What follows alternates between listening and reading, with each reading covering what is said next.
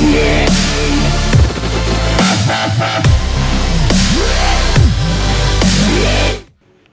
Students, आज का जो वीडियो ने वाला है ये class test book R D Sharma chapter 19 indefinite integrals का लेक्चर 86 का वीडियो ने वाला है। और आज हम यहाँ पे आर डी शर्मा का पेज नंबर 19.97 के एग्जाम्पल नंबर 3 के सेकंड पार्ट के आगे एग्जाम्पल्स को डिस्कस करेंगे। तो चलिए यहाँ पे पहले हम सेकंड पार्ट को डिस्कस कर लेते हैं। तो यहाँ पे इंटीग्रेशन है 1/√(1-e⁻²x dx। तो हमें यहाँ पे इसका इंटीग्रेशन करना है।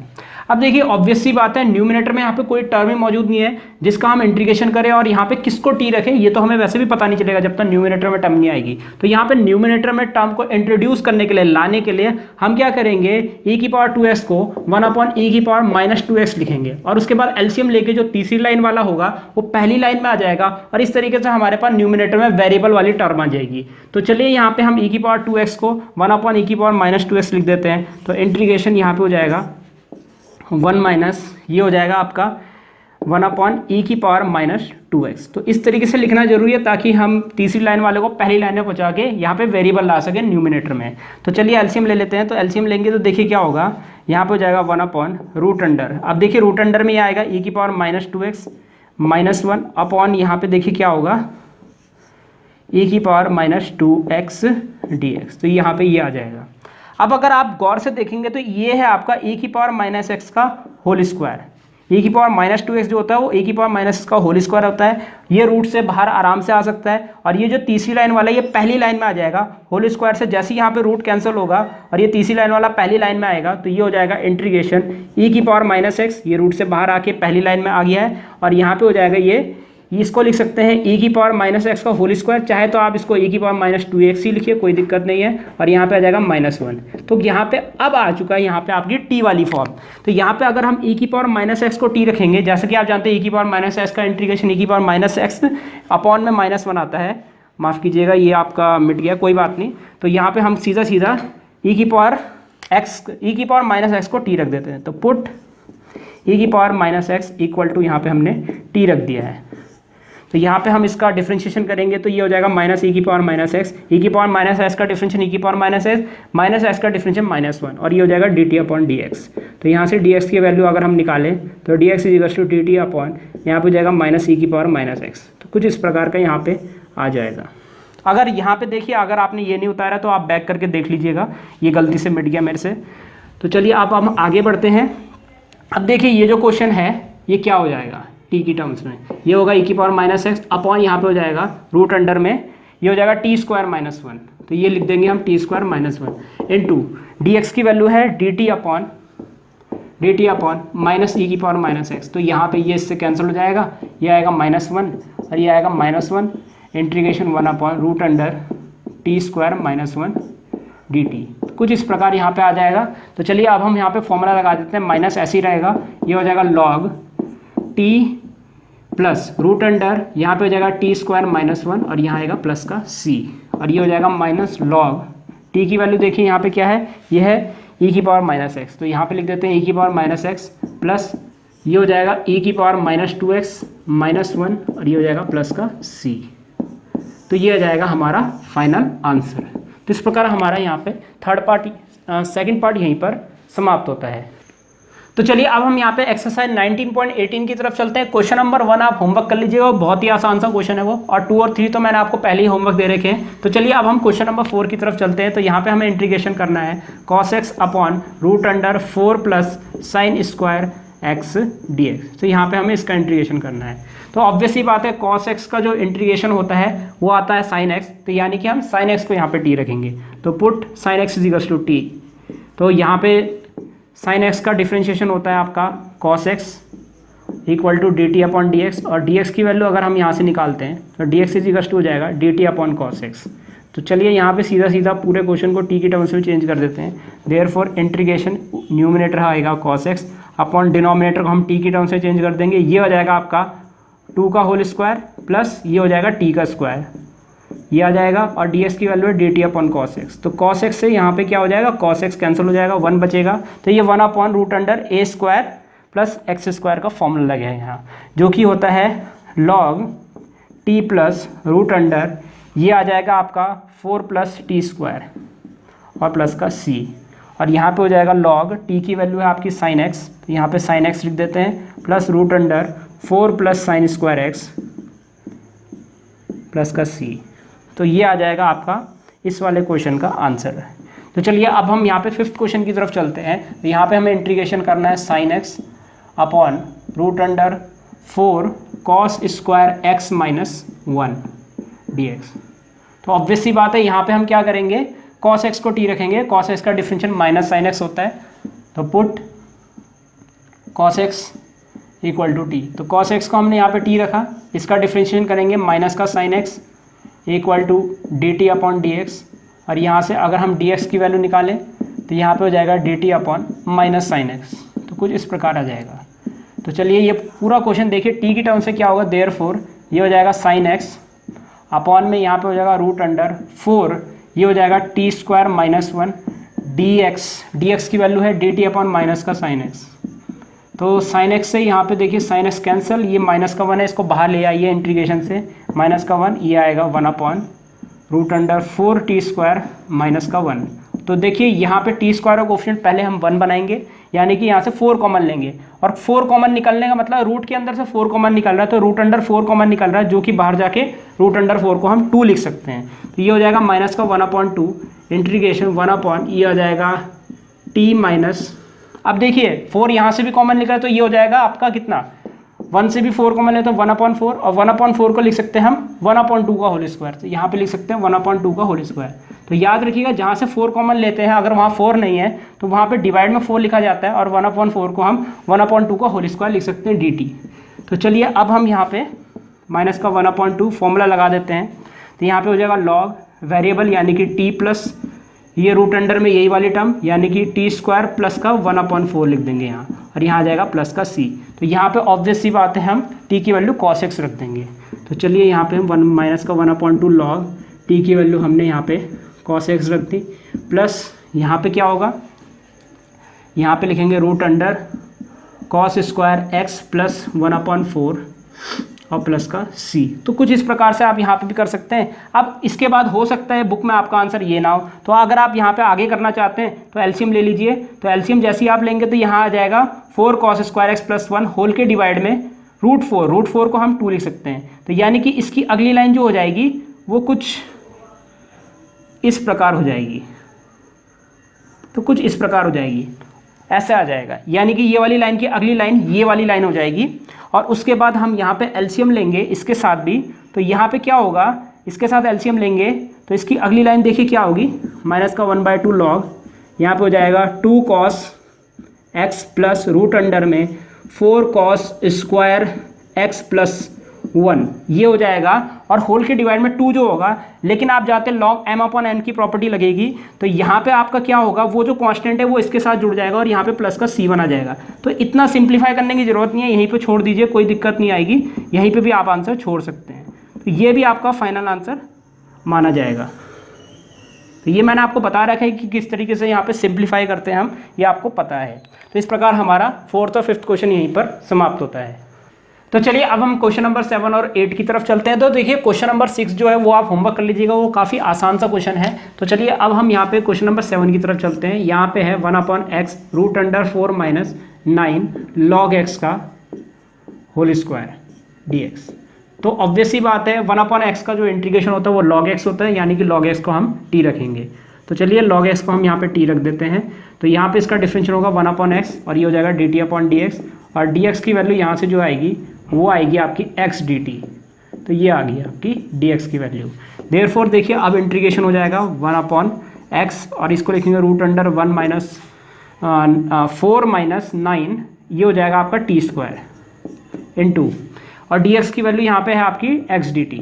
तो x से x यहाँ पे कैंसिल हो जाएगा, और अब यहाँ से हम 9 कॉमन लेंगे। फॉर्मूला लगाने के लिए टी स्क्वायर कोएफिशिएंट 1 बनाना होता है, 9 कॉमन लेते हैं, और रूट अंडर 9 कॉमन आ रहा है, यानी कि अंडर से बाहर जाके ये 3 हो जाएगा, तो 1/3। और ऑब्वियस सी बात है यहाँ से 9 कॉमन लिया तो ये 4/9 हो जाएगा। 4/9 होता है 2/3 का होल स्क्वायर। तो याद रखिए जहाँ से हम 9 कॉमन लेते हैं, अगर वहाँ 9 नहीं है तो अपॉन में 9 लिखा जाता है, और जैसा कि आप जानते हैं 4/9 होता है आपका 2/3 का होल स्क्वायर, माइनस ये हो जाएगा टी स्क्वायर और ये आ जाएगा आपका dt। तो चलिए अब हम यहाँ पे साइन इनवर्स का फॉर्मूला लगा देंगे 1/3 साइन इनवर्स यहाँ पे हो जाएगा आपका T upon variable upon constant, constant की वैल्यू 2/3, 3 आपका ऊपर आ जाएगा, तीसरी लाइन वाला 3 पहली लाइन में आ गया। और यहाँ पे टी की वैल्यू क्या है, लॉग एक्स है, यहाँ पे रख देंगे तो 1/3 sine inverse 3 log x upon 2, और ये हो जाएगा प्लस का c। तो ये हो जाएगा हमारा इस वाले क्वेश्चन का फाइनल आंसर। तो चलिए अब हम यहाँ पे 8th वाले क्वेश्चन की तरफ चलते हैं। तो इंटीग्रेशन यहाँ पे है साइन 8x अपॉन ये है आपका 9 प्लस साइन 4 साइन की पावर 4x और यहाँ पे dx। तो देखिए ऑब्वियस ही बात है, टी स्क्वायर की वैल्यू यानी टी की वैल्यू क्या है, टी की वैल्यू साइन स्क्वायर 4x है, तो साइन स्क्वायर 4x को यहाँ पे हम टी रखेंगे। तो put sine square 4x equal to कितना टी, इसको हमने टी रखा। अब देखिए यहाँ पे अगर पहले पावर का डिफ्रेंशिएशन होगा जो कि होगा 2 साइन 4x, और यहाँ पे साइन 4x का जो डिफ्रेंशिएशन होता है वो होता है आपका कॉस 4x। तो पहले पावर का डिफ्रेंशिएशन हुआ, फिर ट्रिग्नोमेट्री का डिफ्रेंशिएशन हुआ, साइन 4x का डिफ्रेंशिएशन कॉस 4x, और यहाँ पे 4x का डिफ्रेंशिएशन भी होगा क्योंकि 4x भी आपका एल्जेब्रिक टर्म है, उसका डिफ्रेंशिएशन होगा 4, और 4 2 जा क्या हो जाएगा 8 हो जाएगा। यहाँ पे ये आ जाएगा और ये हो जाएगा dt अपॉन dx। तो यहाँ से अगर हम dx की वैल्यू निकालें तो dx इज टू हो जाएगा यहाँ पे dt अपॉन, इसको हम एक काम करते हैं, इसको हम यहाँ पे 4×2 ही लिख देते हैं, ये ज़्यादा बेटर रहेगा क्योंकि ये आपका बन रहा है साइन 8x, क्योंकि हमें साइन 8x बनाना जरूरी है ताकि ये कैंसिल हो जाए। तो यहाँ पे हम क्या करेंगे 4 साइन 8x लिख देते हैं इसको, तो ये ज़्यादा बेटर रहेगा बजाय कि हम इसको 8 लिखें, क्योंकि यहाँ पे सीधी सीधी बात है, यहाँ पे हमें 2 साइन 4x कॉस 4x बनाना जरूरी है क्योंकि ये साइन 8x बनेगा जो कि इसको कैंसिल कर देगा। तो यहाँ पे dx की वैल्यू आपकी ये आ जाएगी, तो dx ऊपर और ये नीचे आएगा dt के, तो ये आ जाएगा साइन 8x। देयरफॉर अब देखिए इंटीग्रेशन हो जाएगा साइन 8x अपॉन यहाँ पे हो जाएगा √9 यानी कि 9 प्लस यहाँ पे कितना आएगा, ये हो जाएगा टी स्क्वायर इंटू dx की वैल्यू कितनी है dt अपॉन 4 साइन 8x। तो यहाँ पे हो जाएगा साइन 8x से साइन 8x कैंसिल, 1/4 आपका बाहर आ जाएगा, और ये हो जाएगा इंटीग्रेशन 1/√, इसको हम 3 का स्क्वायर लिख सकते हैं, और ये हो जाएगा प्लस टी का स्क्वायर, टी का होल स्क्वायर और dt। चलिए यहाँ पे अब हम फॉर्मूला लगा देते हैं, log t plus √9 plus T square, ये हो जाएगा 9 प्लस टी स्क्वायर प्लस का c, और t की वैल्यू हम ये रख सकते हैं। तो चलिए रख देते हैं 1/4 log sign square 4x plus √9 plus T square की वैल्यू, यहाँ पे टी स्क्वायर की वैल्यू देखिए क्या होगी, साइन की पावर 4 2x, साइन की पावर 4 4x, माफ़ कीजिएगा साइन की पावर 4 4x हो जाएगा, और ये हो जाएगा प्लस का c।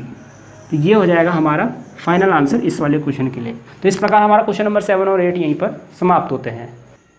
तो चलिए अब हम क्वेश्चन नंबर 11 की तरफ चलते हैं। देखिए क्वेश्चन नंबर 9 आप होमवर्क कर लीजिएगा, वो काफ़ी आसान सा क्वेश्चन है, और यहाँ पे जो क्वेश्चन नंबर 10 है और क्वेश्चन नंबर 11 है ये बिल्कुल सेम टाइप के क्वेश्चन है, बस थोड़ा सा चेंज है। क्वेश्चन नंबर 11 थोड़ा सा मुश्किल है यहाँ पे, क्योंकि यहाँ पे साइन स्क्वायर एक्स और कॉस की पावर 4x दोनों यहाँ पे है, बस पहली की 2 लाइनों में थोड़ा सा चेंज है, बाकी क्वेश्चन नंबर 10 और क्वेश्चन नंबर 11 बिल्कुल सेम है, वैसे ही आपको सॉल्व करना है। एक चीज़ का ध्यान रखिएगा, अगर यहाँ पे आप साइन 2x देख रहे हैं न्यूमिनेटर में, तो आप कॉस स्क्वायर एक्स को भी टी रख सकते हैं और साइन स्क्वायर एक्स को भी टी रख सकते हैं, ये आपको याद रखना पड़ेगा, क्योंकि इनका जो डिफरेंशिएशन आएगा वो sin 2x की टर्म्स में ही आता है, तो याद रखिएगा इस चीज को। तो यहाँ पे देखिए अब हमें पता है कि cos स्क्वायर x को हम अगर t रखेंगे तो वहां पे उसका डिफरेंशिएशन sin 2x आएगा, तो हमें पूरा डिनोमिनेटर cos की टर्म्स में चेंज करना पड़ेगा, यानी कि यहाँ cos स्क्वायर x बनाना पड़ेगा।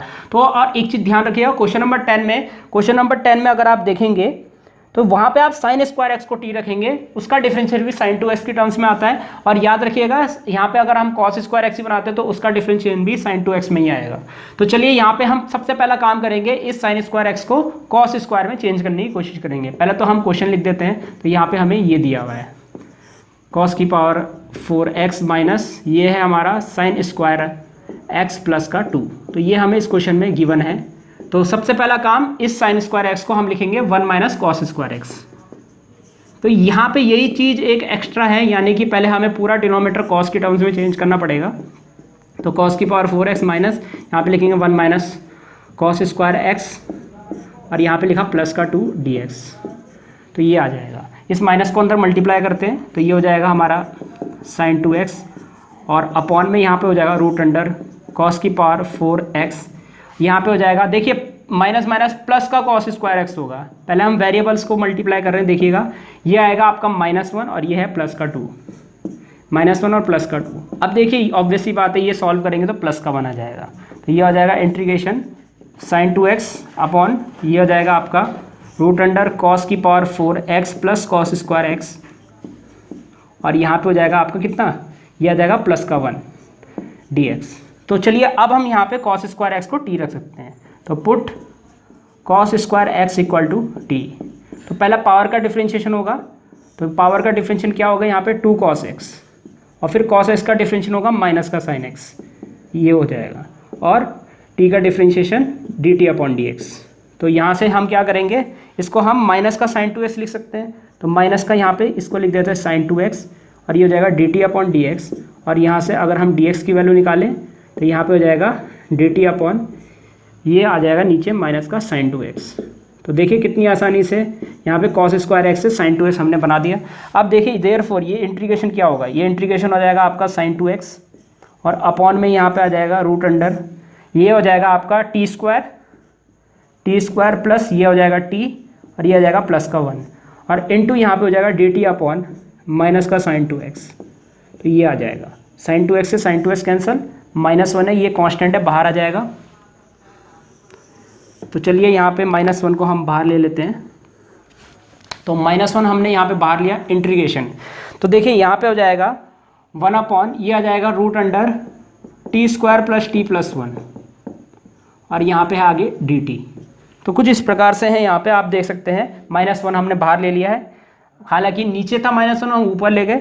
अब यहाँ पे हम क्या करेंगे, कंप्यूटिंग स्क्वायर मेथड लेंगे, टी स्क्वायर का कोफिशिएंट 1 पहले से ही है, तो सीधी सीधी बात है यहाँ हम प्लस का 1/4 माइनस का 1/4 कर लेंगे। तो ये आपको याद रखना है, टी के कोफिशिएंट का आधा करके होल स्क्वायर कर दिया, 1 का आधा 1/2, 1/2 का होल स्क्वायर 1/4। तो आपको ये याद रखना है, ये हो जाएगा माइनस का 1 इंटीग्रेशन 1 अपॉन ये है और ये है, ये तीनों मिलकर देखिए क्या बनाएंगे, ये बनाएंगे टी प्लस 1/2 का होल स्क्वायर। तो अब तो आपको आदत होगी, याद रखिएगा, इस तरीके से हम यहाँ पे a प्लस बी का होल स्क्वायर बनाते हैं। और देखिए ये कितना आएगा, इसको अगर आप बिना अंडरलाइन वालों को सॉल्व करेंगे तो शायद से ये 1 - 1/4 आएगा आपका 3/4, प्लस का 3/4 आएगा क्योंकि 1 बड़ा है, तो यहाँ पे प्लस, और इसको लिख सकते हैं √3/2 का होल स्क्वायर। तो इस प्रकार से हम इसको लिख सकते हैं dt। तो चलिए अब हम फॉर्मूला लगा देते हैं माइनस का, यहाँ पे लग जाएगा लॉग वेरिएबल यानी कि t plus 1/2 plus root under में यही वाली टर्म आ जाएगी आपकी। तो ये वाली टर्म का मतलब इसको अगर हम खोलेंगे तो ये आएगा, ये इससे कैंसिल, तो ये हो जाएगा टी स्क्वायर प्लस का t प्लस का 1, और ये तो कैंसिल हो ही जाएगा वहाँ पे, ये हो जाएगा प्लस का c, और t की वैल्यू हम वापस से cos स्क्वायर एक्स रख देंगे। तो t की जगह cos स्क्वायर एक्स चलिए रख देते हैं, तो ये हो जाएगा cos स्क्वायर एक्स प्लस का 1/2, इसको हम ब्रैकेट में हाईलाइट कर देते हैं यहाँ पे भी, और यहाँ पे हो जाएगा प्लस का रूट अंडर, ये आ जाएगा cos स्क्वायर एक्स, माफ़ कीजिएगा t की वैल्यू है cos स्क्वायर एक्स, तो t स्क्वायर की वैल्यू हो जाएगी cos की पावर 4x, और यहाँ हो जाएगा cos स्क्वायर एक्स प्लस का 1, और ये आ जाएगा प्लस का c। तो ये आ जाएगा हमारा फाइनल आंसर इस वाले क्वेश्चन के लिए। तो इस प्रकार हमारा क्वेश्चन नंबर 11 यहीं पर समाप्त होता है। तो स्टूडेंट्स इस प्रकार ये वीडियो यहीं पर समाप्त होता है। उम्मीद है आपको वीडियो समझ आया होगा। इसके नेक्स्ट वीडियो में हम आगे के क्वेश्चंस डिस्कस करेंगे। इस वीडियो को देखने आपका बहुत बहुत धन्यवाद। अगर आपको वीडियो समझ आया तो आप इसको लाइक जरूर कर दीजिएगा और अपने दोस्तों को इसको शेयर जरूर कर दीजिएगा, और इस चैनल को सब्सक्राइब भी जरूर कर दीजिएगा, क्योंकि मैं आगे भी इस तरह के वीडियो आपके लिए लाता रहूँगा। तो सब्सक्राइब जरूर कर दीजिएगा। फिलहाल के लिए इस वीडियो में इतना ही, मिलते हैं हमारे नेक्स्ट लेक्चर में।